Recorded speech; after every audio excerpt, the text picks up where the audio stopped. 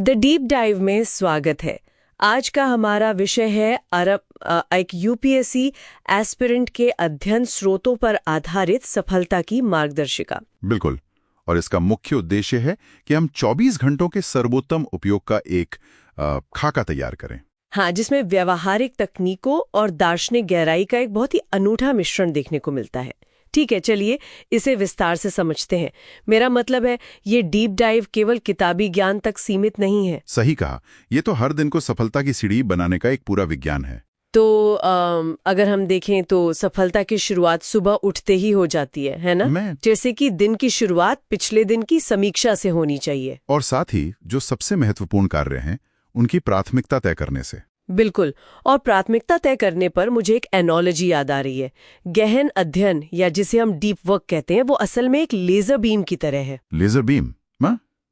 वो कैसे? देखिए, जो दिखरी हुई रोशनी होती है ना, वो कुछ खास नहीं कर पाती, लेकिन अगर उसी रोशनी को एक बिंदु पर केंद्रित कर दें तो लेजर बन जाती है, जो हर चीज को काट सकती है। हाँ, बिल्कुल सटीक उदाहरण है। और यहाँ सबसे आकर्षक बात यह है कि इस लेजर जैसे फोकस को हासिल करने के लिए स्रोत सामग्री पोमोडोरो तकनीक के बारे में बताती है। पोमोडोरो मतलब 50 मिनट तक लगातार पढ़ना। हाँ, 50 मिनट की उच्च एकाग्रता वाली पढ़ाई, जिसे फ्लो स्टेट भी कहते हैं।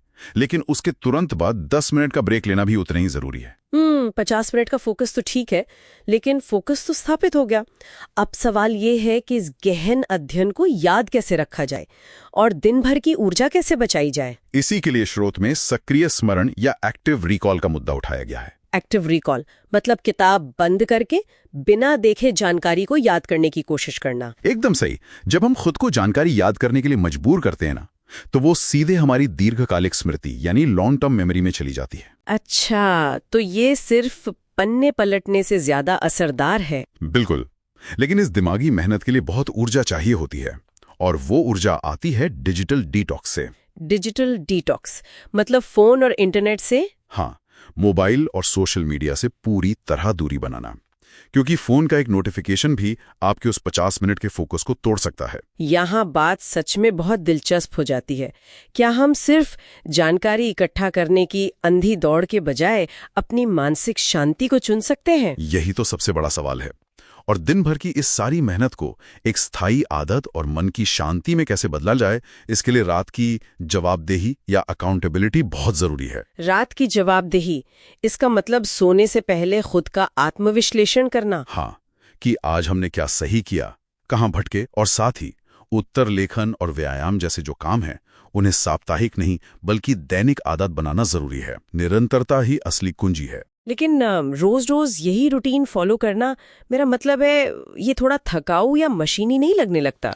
लग सकता है, लेकिन इसे व्यापक संदर्भ में जोड़ते हुए स्रोत में ओशो के विचार को पेश किया गया है। ओके। ओशो कहते हैं कि सफलता कोई बाहरी दिखावा या लक्ष्य नहीं है। तो फिर क्या है? ये भीतर का अनुशासन है। जब आपकी दिनचर्या आपकी आत्मा के संगीत के साथ लयबद्ध हो जाती है ना, तो हर कार्य एक साधना और उत्सव बन जाता है। अरे वाह, ये तो बहुत ही गहरा विचार है। मतलब हम पढ़ाई को एक बोझ की तरह नहीं बल्कि एक उत्सव की तरह देख सकते हैं। बिल्कुल। फिर वो सिर्फ एक परीक्षा पास करने के लिए नहीं रह जाता, वो खुद को निखारने की प्रक्रिया बन जाती है। तो अगर हम आज की इस चर्चा के मुख्य निष्कर्ष को देखें, तो ये स्पष्ट है कि ज्ञान और ये आंतरिक अनुशासन मिलकर ही सफलता का निर्माण करते हैं। हाँ, ये दोनों एक दूसरे के पूरक हैं। बिना अनुशासन के ज्ञान बिखर जाता है। सही कहा। तो इस डीप डाइव का अंत हम स्रोत सामग्री से प्रेरित एक अंतिम विचारणीय प्रश्न के साथ करेंगे। सफलता की इस पूरी यात्रा में गिरकर वापस उठना वास्तव में क्या मायने रखता है, इस पर जरूर विचार कीजिएगा।